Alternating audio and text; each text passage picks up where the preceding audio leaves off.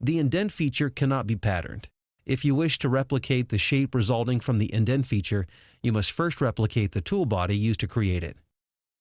In this example, I have 19 solid bodies. The green body is one, along with 18 others. I'll use the indent feature to create pockets in the green body that are formed around each of the other bodies. I'll launch the indent feature. And before making any selections, I want to warn you, the indent feature can be quite slow.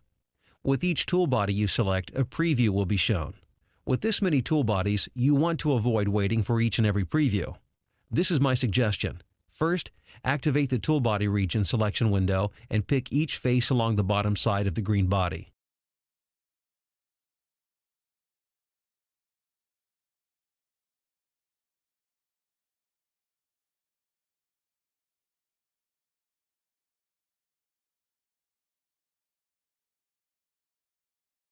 Once each tool body is selected, type in the parameters you'll be using.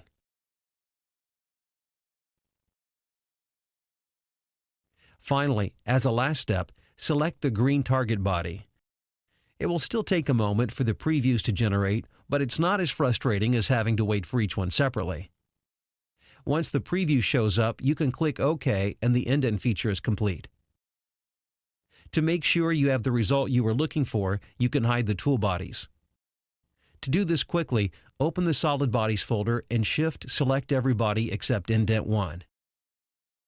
Now right-click any of the selected bodies and choose Hide Bodies.